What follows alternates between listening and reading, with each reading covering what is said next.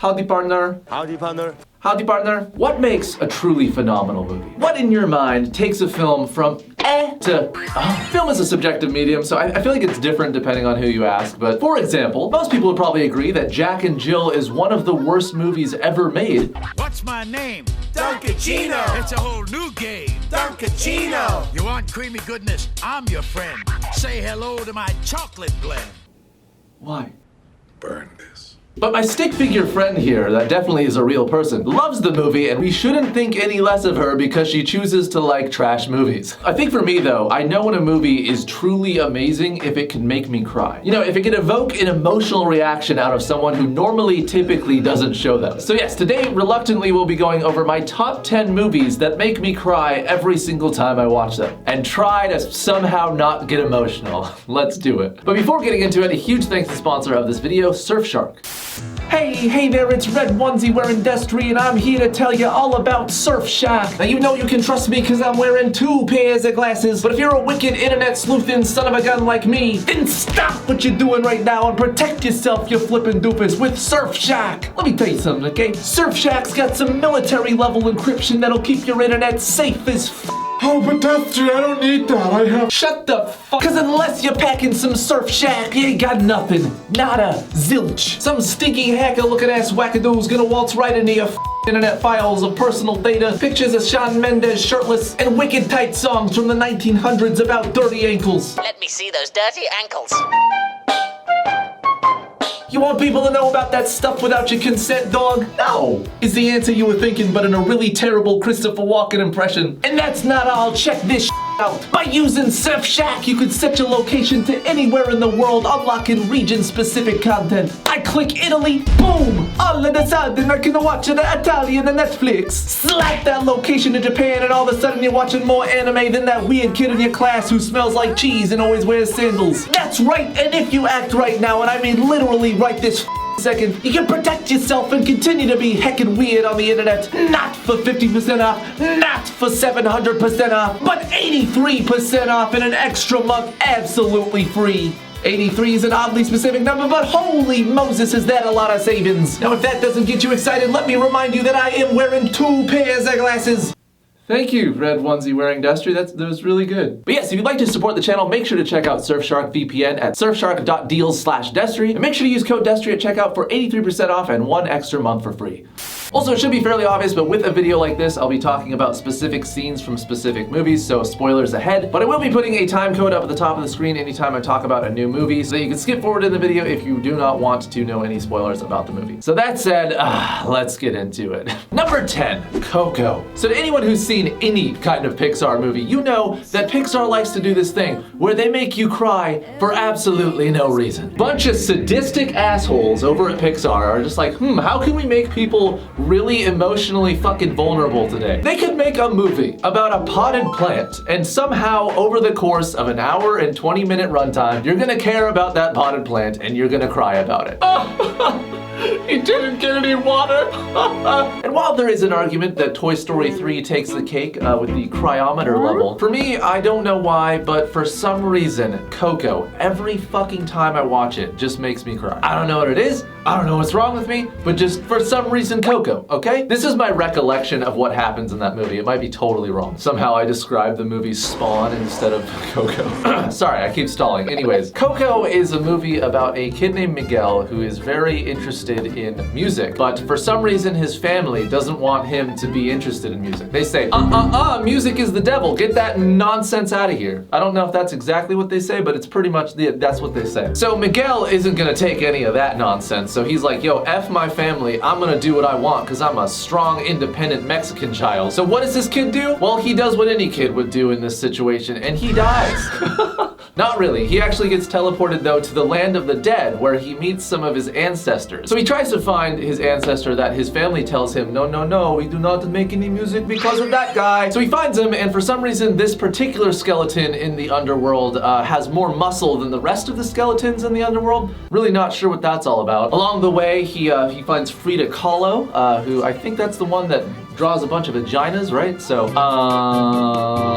So if I remember right, what actually happens is the ancestor that he thought was his musical ancestor is not actually his ancestor and stole, why did I yell that? Stole a bunch of the actual original music from the original ancestor, and this guy was just a fake ancestor. What? And then it also turns out that the guy that stole all his music also poisoned him? Fucking asshole. So anyways, it turns out that one of the most popular songs was actually written about Miguel's great-grandma, his sweet, sweet abuelita, Coco. And that is why the movie is called Coco. And she's like fucking old. Like, the wrinkle animation of Coco is incredible. And so, in order for Miguel to basically save his ancestor Hector, he has to go back to the land of the living and have his grandma remember her dad. And so how he accomplishes that is by playing the song that he wrote for her when she was very, very little. And I don't know what it is about old people,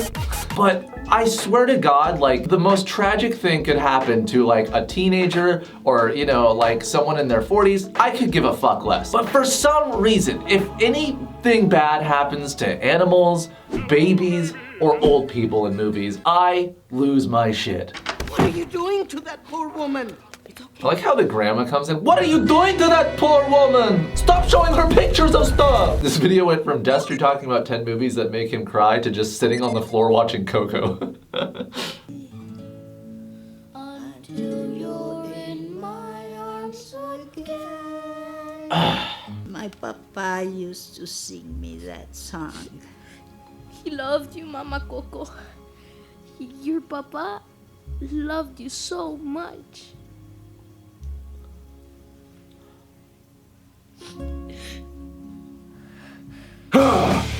So because I'm a man with really intense muscles, I didn't cry. You see this shit? And for some reason, after he plays the song, it's like she had a curse on her and all of a sudden it's broken because now she can talk and like her eyes actually open up and she smiles and stuff. I know exactly how this feels. You know, sometimes I'm just in a really down mood, but if someone puts on fucking Eiffel 65, bitch, if I'm ever just like laying like catatonic on a deathbed one day, you know what to do.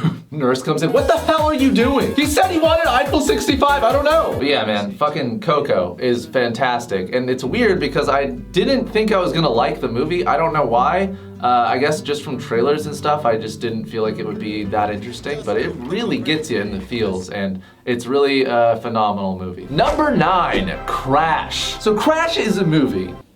That's it. Okay. So Crash is a movie that came out in 2004 and stars a bunch of different people since it's a movie about just a ton of different people's lives and sort of how like doesn't really seem like any of the people have a connection to each other. And then basically throughout the movie you kind of see how even though these people don't seem like they know each other, their lives still somehow intertwined. I literally completely forgot that Brendan Fraser is in this. Also Ludacris. So unfortunately, I'm sad to say this, but Ludacris does not in this movie say Luda or have his voice go really low at one point during his talking. Hey man, do you think we should go to the store? None of that. I know, it's really disappointing. So this movie won a bunch of Oscars back in 2004 because it truly is an absolutely phenomenal movie. But truth be told, there's really only one part in the movie that I care about or makes me cry at all, and that is the story of the Mexican man named Daniel, played by Michael Pena? That's probably right, Michael Penis. So it's a very interesting story, this part, because throughout the movie,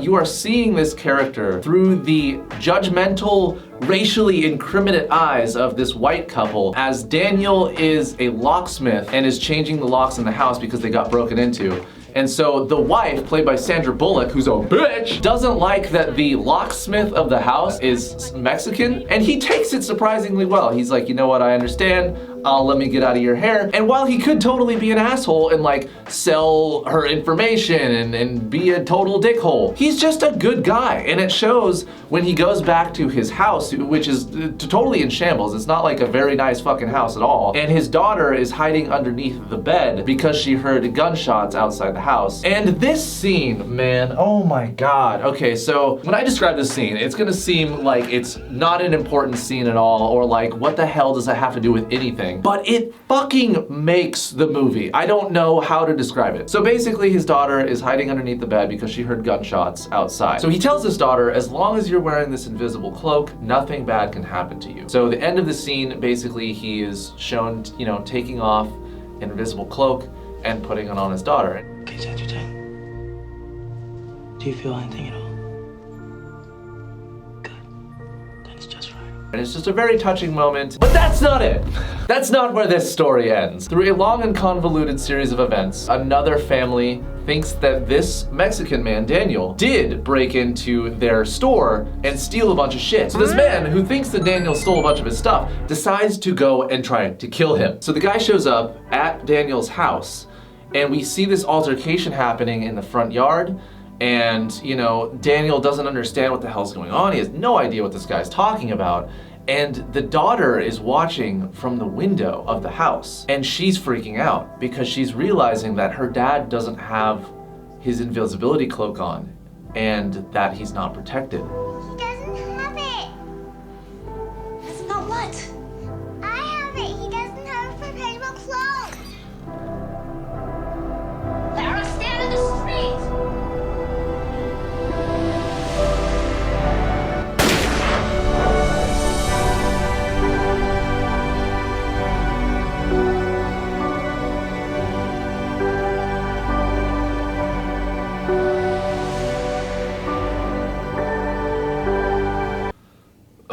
I'm fine, I don't know what you're talking about. So in addition to the score of the movie and the soundtrack just really painting its emotional fucking picture that just hits you in the feels, I gotta say, Michael Pena just attacks your feelings.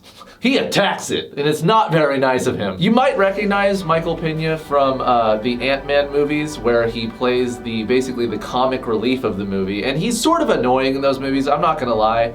But in this movie, if you really want to see his acting chops at work, watch this movie or watch End of Watch. Both of those fucking movies, holy shit. And like I said, that's only one story that takes place in this movie, so there are other ones that, depending on your emotional vulnerability, you might actually cry at pretty much everything in this movie. But this one in particular always gets me, no matter when I watch it. It's just fucking really good. Number 8, The Green Mile. So fun fact, I didn't actually watch The Green Mile until literally this year. I don't know why, I think I just thought that The Green Mile was like a war movie and I really wasn't interested in watching it. So at some point this year, I was like, fuck it, I need to watch it. Everyone's telling me to watch it, sure, why not? And my God, why did it take me this long to watch this movie? Holy shit. So The Green Mile stars Jonathan Hanks and Michael Clarke Duncan, rest in peace, as Michael Clarke Duncan's character, John Coffey, just like the beverage, only not spelled the same.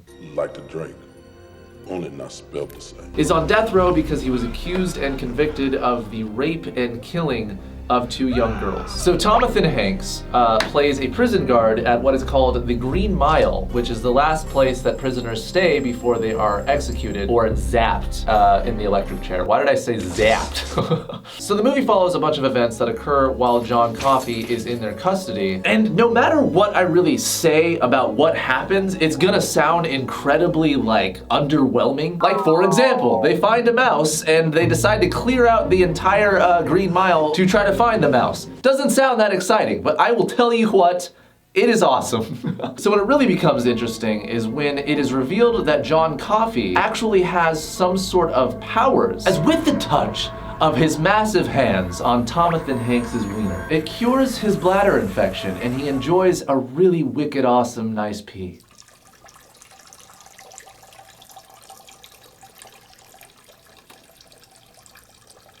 Oh, that's nice. So at this point, Jonathan's like, holy Christ, this guy has magical powers. What in the blazes is going on? Are you Harry Potter? What's going on? And it's kind of revealed that John Coffey has no idea why he has these powers or why he's able to do the things he's doing. And it especially shows his innocence at the very end when they want to set him free or they want to help him get out of this situation where he's literally about to be executed. And instead of saying, yeah, fuck this, I'm out of here, John Coffey, all he wants is to watch a movie and eat some cornbread. So part of the very emotional part of this movie is knowing that John Coffey is going to die. By far, the most emotional part about The Green Mile, and if you've seen it, you know exactly what I'm gonna fucking say, is the actual execution of John Coffey. Because at this point, we don't want to see him die. There's been a character arc where it's like, okay, in the beginning, obviously, yeah, this guy should probably be fucking killed. But through the movie, and we now know the truth about things, we want literally the opposite to happen to him. And what's worse about the scene is that everyone in the audience doesn't know that he's innocent. So as he's going in to his final execution, he can feel all of the people's hatred in the room. And he turns to the guards and to Tomathan and says, There's lots of folks here that hate me. so one of the prison guards alongside Tomathan, says, I feel how we feel, Dad. We don't hate you. Can you feel that? and just as you're feeling emotion right now, one of the people in the audience just happens to blurt out, Kill him twice! you're like, shut the fuck up, dude. And it's such a weird, like, moral fucking mystery going on in your mind. Because on one end, you really sympathize with this dude whose daughters are dead. But on the other end, you know the whole backstory of John, and you know that he's innocent, and you don't want to see him go through this. It's really weird. It's like, it tugs at fucking weird emotions that you don't know you have. But this movie is really good. I never felt through the 3-hour runtime that the pacing was bad. It just captures your attention the whole time, and it's really a fantastic movie. Number 7, Shallow Hal. I know what you're thinking, and you're like, Destery, what the fuck? Isn't Shallow Hal a fucking comedy movie? Yes it is. So Shallow Hal is a movie that stars Jack Black and batshit insane Gwyneth Paltrow. Hello. Fun side fact about this movie and Gwyneth Paltrow actually says that she regrets doing it. So if I needed another reason to hate Gwyneth Paltrow, there it is. And I know you're probably like, Destery, why the fuck would Shallow Hal make you cry? Are you stupid? You little baby? So Shallow Hal is a movie about a guy named Hal who, as the title suggests, is very shallow. That's it. All right. That's the whole synopsis. There we go. No, it's a movie about a guy named Hal who is very shallow and bases all of his attraction towards women on their appearance alone. So what happens in the movie is that he meets Tony Robbins. Yes, that Tony Robbins. The lifestyle guru guy whose hands are almost as big as John Coffey's from The Green Mile. So Tony Robbins, apparently, just like John Coffey, is magical and puts a spell on Hal to see women based on their inner beauty rather than their outer beauty. So there's a couple scenes where he goes into a nightclub and his friend Mauricio is there, and here Jack Black is like, oh yo, those bitches are hot. I don't think that's what he says. But he goes over and he dances up on these chicks and he thinks that they're just like super fine, yo, like, ooh, daddy. But Mauricio's like, yo, you're dancing with a literal horse and an actual fucking rhinoceros. What are you doing? But Jack Black's character is under the spell, so he doesn't know. So at one point during the movie, he is introduced to the main female lead, that's right, Gwyneth Paltrow, there she is, who in real life is about 400 pounds and looks like a big sack of meat. But to Hal, looks just like the finest saucy wench you ever did see. So he starts a romantic love interest with this girl, and of course there's some goofs and some gaffes along the way, like, oh look at me, I'm on a canoe and for some reason, oh why am I up here? Whoa, what? Chairs keep breaking, how does this happen? What's this shit made out of, anyway? Steel? But that is not the thing that makes me cry, okay? So there's a scene where Jack Black's character, Hal, goes into a children's hospital because his love interest, that's right, Gwyneth Paltrow, aka Rosemary, is volunteering there because she just happens to be a sweet, sweet soul, unlike actual Gwyneth Paltrow. So Hal goes in there and he's looking around and he's like, You guys don't even look sick. You're just a bunch of phonies like my Uncle Cadence. I bet you're here just so you can get out of school, is that right? Is that right? you know, because they all look completely fine because he's only seeing their inner beauty and how that is perceived on the outside. You're the cutest thing I've ever seen. What's your name, beautiful? Cadence.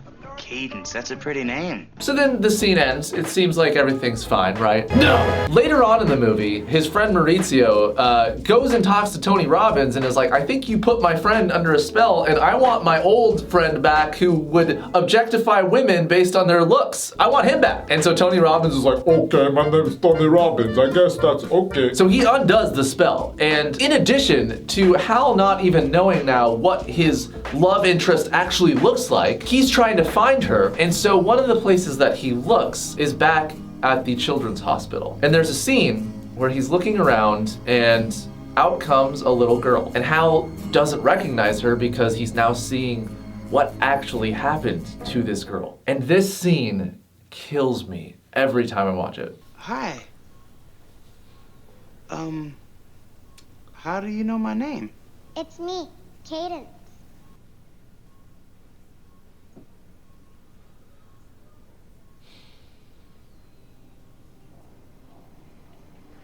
Oh, hi, Cadence.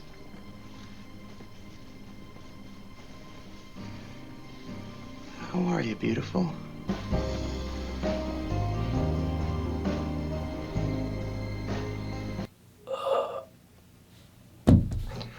Why did I decide to make this fucking video? I just really like torturing myself, apparently. Jesus Christ, dude. I watch this movie, I want to say, once a year, not only because of that scene and just how incredible it is, but the whole movie has a fantastic message. You know, to not judge people based on how they look, and that the true beauty is something that you have to uncover. But yes, that very good movie. Number 6, Click. That's right, if you thought that Shallow Hal was a weird pick, this one's probably even weirder. So if you're thinking to yourself, Destery, are you talking about Click, like the 2006 movie with Adam Sandler that basically ruined his career? That's the one. And don't get me wrong, this is a terrible movie. Like, I'm fully aware that it's just not good. I mean, we have a fucking terribly animated Adam Sandler in like a fat suit, jiggling his fat around. If you need proof that this isn't a good movie, let's just watch this scene. I love you, you love me. That jogger had giant boobies. Ha ha ha ha ha ha ha, that's so funny, Adam Sandler. Please make more terrible movies. But man, if this movie doesn't shoot an arrow directly into my heart. Ah! Am I literally about to explain what the movie Click is about? Hi, welcome to my channel. So Click, it is a movie starring Adam Sandler and also Christopher Walken's in there. Hi, how's it going? I got a fever. And the only prescription is more cowbell. And then Christopher Walken is some crazy guy who works in Bed Bath & Beyond. I'm not making this up, keep listening to me. So he works in Bed Bath & Beyond, and he works in the Beyond section, that's right, where there's an actual section for Beyond. So Adam Sandler is shopping for a universal remote because he's stressed the tits out. So Christopher Walken gives him a remote that he soon finds out actually controls everything, not just his TV and all that, but he can slow down time, rewind time, fast forward time. He can do all sorts of shit. So as the movie goes on, and as Adam Sandler thinks that he's helping his life by like fast forwarding arguments, and I don't want to pay attention to my dad's stupid quarter trick, fuck that guy. You know, life seems fine, that he's just able to get to the very important parts, like his work promotion and all that jazz. He soon finds out that the remote sort of has a life of its own and seems to learn his behaviors and will fast forward through every argument. So then he spends a very good chunk of the movie missing out on a lot of things. And so obviously a bunch of terrible things happen, like he gets divorced and his wife ends up dating Sam from Lord of the Rings. So throughout the movie we get to see that the small arguments and the things that seem like they're annoyances in our life are actually important because are things that we wouldn't want to miss out on otherwise. So there's one scene that I remember that always gets me, is basically we see how his wife and him met years ago when Adam Sandler had a mullet, and how awkward Adam Sandler was by passing notes between his crush and him. So one of the notes that Kate Beckinsale passes over to Adam Sandler is, "Will you still love me in the morning?" And so he, very smoothly, I must say, passes back,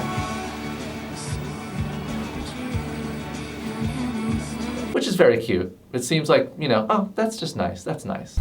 It's not nice! At the very fucking end of the movie, just when you think everything is fine and you're like, all right, movie, this was terrible, this was a terrible experience, I don't want to see Adam Sandler in anything ever again. He skipped so far ahead of his life that he is now basically on his deathbed, and his family comes to see him one last time. And he can't stand that he didn't voice his opinions throughout the years that he was on autopilot. So as they're leaving, he leaves the comfort of his deathbed where he's attached to all the IVs, and he walks out into the rain to chase after them. And obviously, you know, he's drenched, he's out of breath, and his family sees him at the last second. They come over to him. And so Adam Sandler says basically the message of the movie, which is like, Family comes first.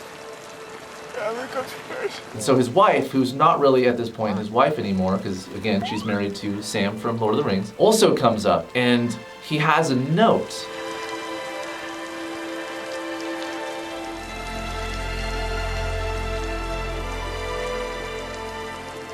Forever and ever, babe. And again, I get that this movie is not good. I get it. Okay? Don't you look at me with your judgmental eyes, okay? I see them. I'm gonna stab one of them. Hiya. But the message it conveys, and the delivery of the message, and the symbolism, and the fucking plot devices. Holy shit, man. I think this is probably the first one of the movies that I will say don't watch. I mean, it still probably will make you feel things and shit, but it's not good. Number 5, Full Metal Alchemist. So yes, I am fully aware that Full Metal Alchemist is not a movie. While yes, it did make movies, these are not the things that I will be talking about today. So Full Metal Alchemist is an anime that came out in 2003. So this is the original Full Metal Alchemist and not Full Metal Alchemist Brotherhood, which apparently just follows the manga more. I really apologize, I'm getting to weebland here. It is a story about 2 brothers that try to bring their mom back from the dead by using the ancient art of alchemy, which in this universe is basically just magic. I know I'm gonna get a lot of flack from that for saying that it's magic, because yes, it is still technically science in this universe, but for, you know, just people that haven't seen it, it's basically magic, okay? It's not something that we as humans can actually do, so yes. During the process of trying to bring their mom back from the dead, one of the brothers, Edward, loses his arm and leg, while his brother Alphonse loses his entire body, to which then Edward puts his soul into a suit of armor. Again, do you see why I'm saying that it's basically magic? It's not magic, Destery. This is absolutely science. I can definitely put the soul of my brother in the suit of armor. It happens every day. So basically, the entirety of the Full Metal Alchemist series is following the 2 brothers as they try to get their hands on the Philosopher's Stone, which allows them to bypass the laws of equivalent exchange in order to get their bodies back to normal. So as they're going along trying to find the Philosopher's Stone, they encounter a bunch of meanies. That's right, meanies. And one group of the meanies is a group called the Homunculus, which are actually artificially created humans with incredible powers. Again, do you see why I say that this is magic? But also along the way, Edward and Alphonse meet a lot of friendly characters that help them along their journey. One of my favorites, of course, Colonel Mustang, the Flame Alchemist. That day, all female officers will be required to wear tiny miniskirts! Tiny miniskirts! And Colonel Mustang's best friend, Lieutenant Hughes, who is always talking about how cute his daughter and wife are. Which, yeah, you probably guessed it, he ends up fucking dying. And my God, I mean, even if he didn't talk about his child and wife all the time and that part wasn't shown, the fucking funeral would have still been emotional. Holy shit.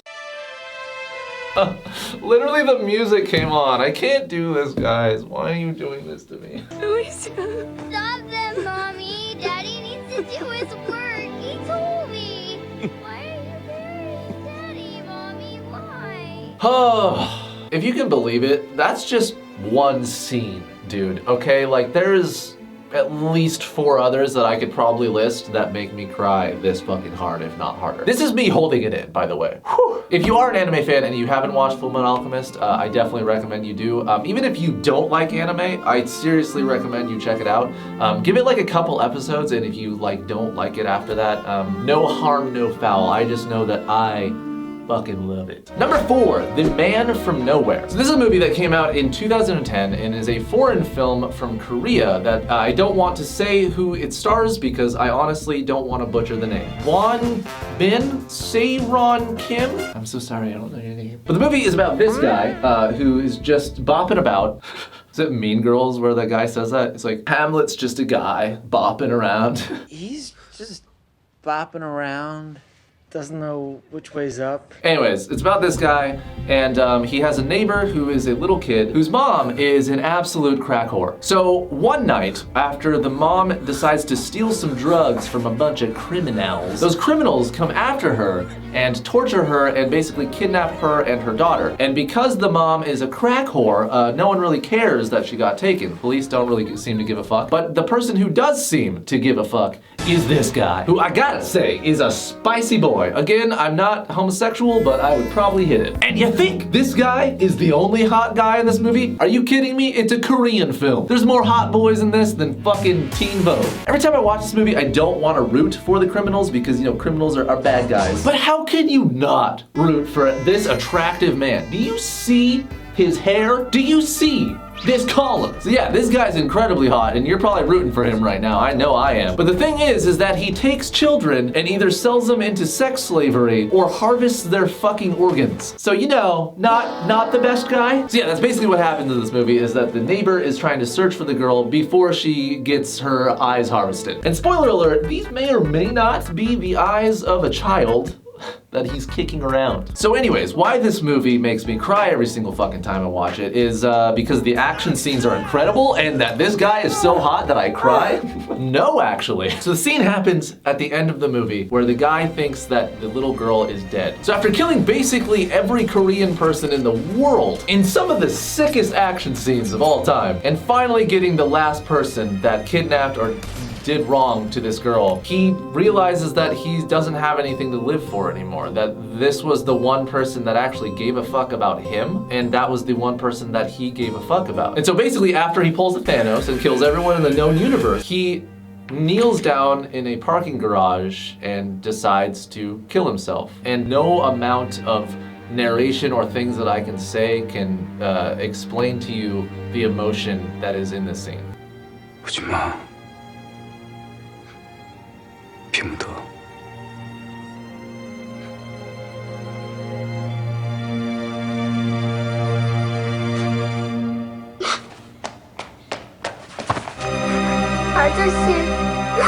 아저씨가 저 구하러 온 거 맞죠?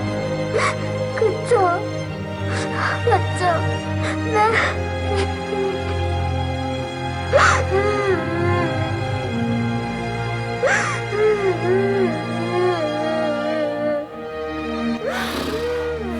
And yeah, you know, obviously he has to go to jail because he literally just murdered everyone in the country. But it's still a very powerful movie and a very powerful scene. And even if you're not a fan of foreign films, I would say definitely check this movie out, and you will not regret it. Number 3, Lord of the Rings. So I kind of grouped all of the Lord of the Rings just into one thing because I think I cry equally on each one of the movies, so it really doesn't matter. But yes, Lord of the Rings, which I feel like needs no introduction. I mean, if I was to introduce Lord of the Rings, I would just play this music.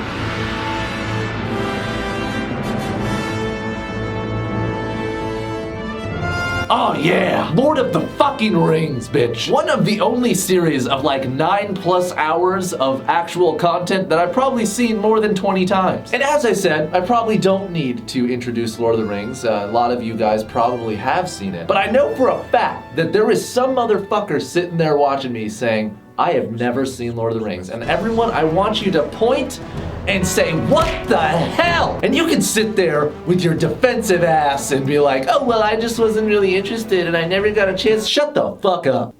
Anyways. So yeah, the entire story of Lord of the Rings is incredible. And I'm not about to sit here and unravel all of the fucking story of Lord of the Rings. But I will say the story follows a hobbit by the name of Frodo Baggins as he gets his hands on a ring that when you put on makes you turn invisible. Whoa. However, after a little bit of research, it turns out that this particular ring of power was owned by one of the most gnarly dudes of all time, Sauron, whose helmet is more spiky than a 2009 Hot Topic. So Frodo goes on this journey because he realizes he has to destroy this ring in the fires of Mount Doom from whence it came, and that's the only way that Sauron won't come back and wreak his havoc across the lands of Middle-earth. So along the way, and like the first movie is called, he gets a fellowship that helps him destroy the ring. And one of those people is his gardener, Samwise Gamgee. And by Jove, if there isn't one scene in this goddamn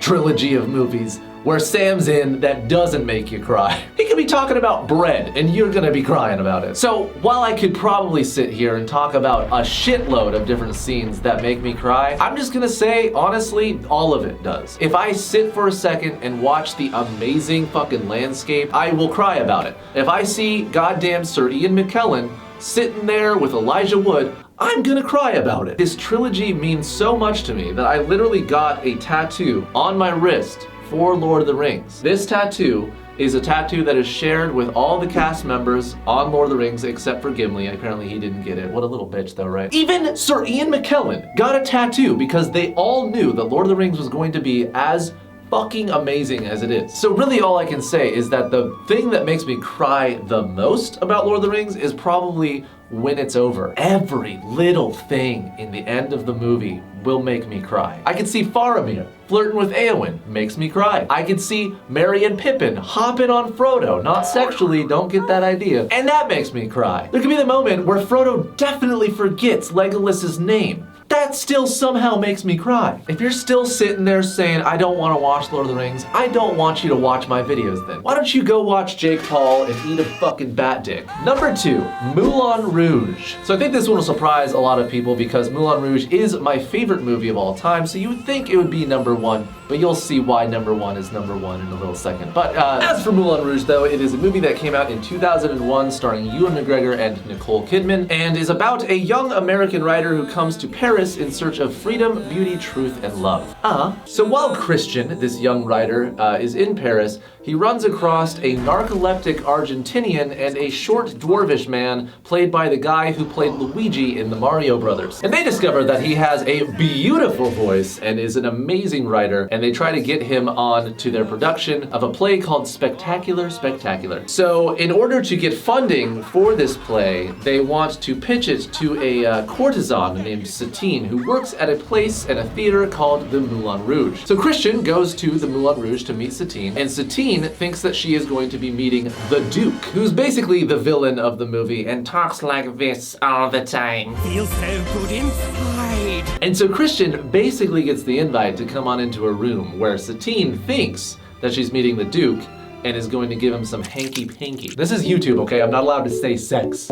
Demonetized. So during this hilarious scene where Christian thinks that he's trying to show this woman his poetry, Satine thinks that he's just talking about his dong. I prefer to do it standing.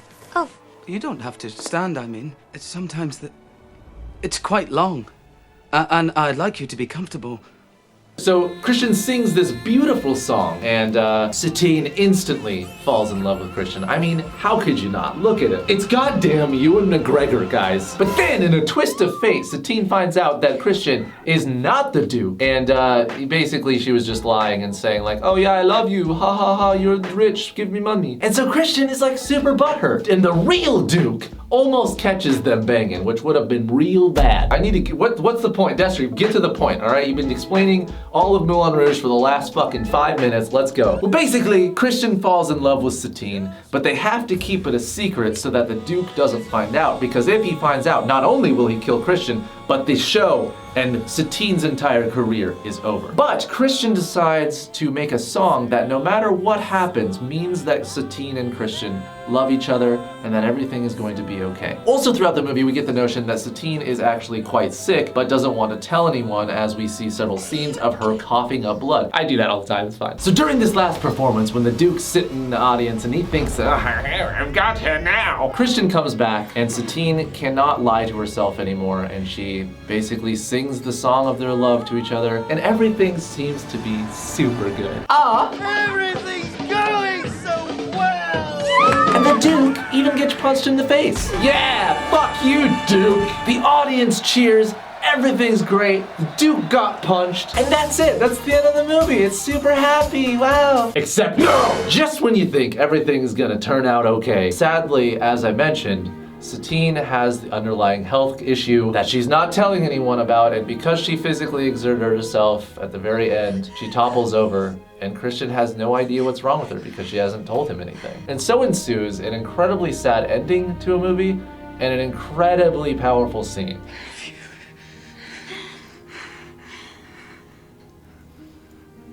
You've got to go on, Christian. Can't go on without you. So much to give.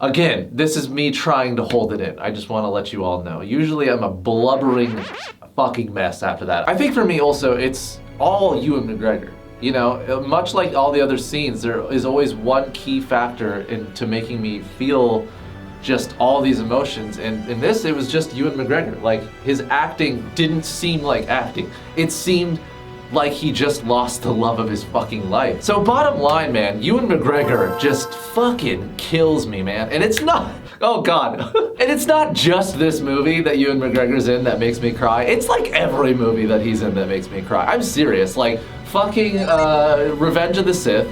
You know, you and my brother, Anakin, gets me every time. But also, this is a really weird one, and I'm ashamed that this is one for me, but Nanny McPhee 2, Nanny McPhee 2 makes me cry every fucking time I see it because Ewan McGregor. He doesn't even do anything. He just walks through a field. And I cry. I'm serious, that's all he does. So yes, if you want to also be a blubbering mess on the ground and look like an anti-drug commercial, definitely check out Moulin Rouge. And finally, number 1, The Fox and the Hound. If you thought that Moulin Rouge made me into a blubbering mess, I don't know what to tell you about The Fox and the Hound. I cried more than I have ever cried in my entire life to this movie. So I guess if I was to really generalize what The Fox and the Hound is about, it is about a fox that meets his best friend who just so happens to be a hunting dog owned by an asshole with a mustache. Why is everyone an asshole with a mustache in this fucking video? I just realized, like, the Duke, mustache. The bad guy from Coco, mustache. This guy, mustache. You trying to tell us something, Hollywood? Mustache people are assholes? I think so. Anyways, so the fox and the hound become best friends, despite all odds not really allowing them to be friends. Copper, you're my very best friend.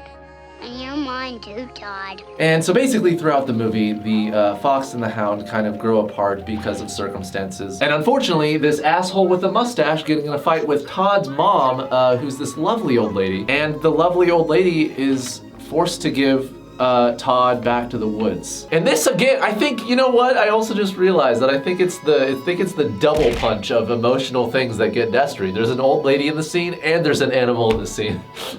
So yeah, that makes a lot of sense. But yeah, it always fucks me up just because Todd has no idea why he's being left out in the woods. And what's especially just really powerful about the scene is that the lady basically writes a poem saying goodbye to Todd called Goodbye Is Not the End. And man, if that shit doesn't make you feel things, I think you're probably dead. We met, it seems, such a short time ago.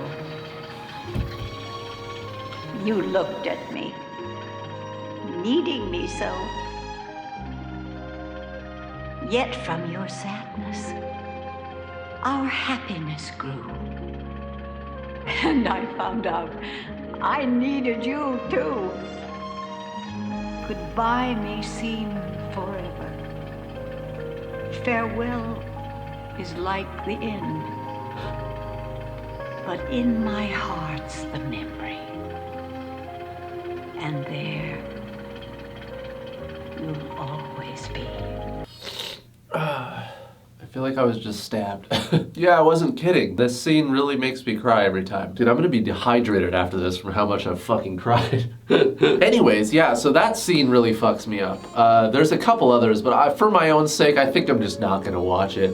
The scene is powerful in and of itself, but I don't know what the fuck I was thinking when I decided to do this. But let me explain the circumstances of exactly when I decided to watch The Fox and the Hound. For basically the first time since I was like very little. So it was February of 2018, and my cat that we just got had basically had to be put down because it had kidney issues, and it just happened maybe 2 or 3 days prior to when I was watching The Fox and the Hound. And so when you hear a poem called Goodbye Is Not the End, and it you know, says all that shit in it, it really fucking got me. And that wasn't the only circumstance that made me cry, or like why it was making me cry. One of my closest friends that I had been friends with for a very, very long time, and I had decided basically to stop being friends. And so, you know, it applied to that as well. The goodbye is not the end. And if that weren't enough, But wait! There's more! my girlfriend that I had been with for 6 years and I were also breaking up in the same month as well, which again, if you apply the lyrics to Goodbye Is Not the End, it absolutely destroyed me, man. And also, like I said at the beginning of this video, I'm not a person that usually shows their emotions, so it was extra like, what the fuck is coming out of my face right now? So it is for that reason that I decided that at some point during my life, I'm definitely going to get a fox tattoo somewhere on my body to not only symbolize the fox and the hound, and I guess everything that 2018 kind of did for me, but also the losing of a friend that through your life has been one of the most important things. And like the message in The Fox and the Hound, though you're not friends anymore, it doesn't mean that they're not important to you or that they didn't make you who you are, and that I wouldn't trade those memories for anything, you know? All right, guys. Well, I'm all happy now. It's definitely not several minutes later. But anyways, guys, thank you so much for watching this video. I know it was a lot different from the normal type videos that I make. It was definitely an interesting video for me to make too, because like I say, I don't really talk about my emotions that often. So bringing up scenes from movies that make me feel was a very hard thing and a new thing for me to do. So thank you for enduring that. I know that it might not have been as crazy funny as a lot of my other videos are, but I still want to say thank you guys for watching it, because these things do mean a lot to me. Movies in general play a huge role in my life, and I want to say thank you for sharing in this experience with me. Anyways, guys, let me know though in the comments down below any movies that make you cry, and I'll check those out. I probably won't, actually. I will probably avoid them at all costs. But still, leave them in the comments down below, and maybe even why they make you feel things, and I'll check those out. Also, really quick before you guys go, if you're a fan of Majora's Mask and the incredibly creepy moon that's in that game, then look no further than my new merch, which has me as the moon in Majora's Mask creeping the hell out of Link. It's good for every occasion. Parties, funerals. Actually, no, don't do that. Creeping out your nephews so they never want to hang out with you again. So what are you waiting for? Make sure to go to destmerch.com and snag that bitch while you can. You will probably not regret it. That's it, guys. Thank you guys so much for watching. I will see you next time, and fair winds.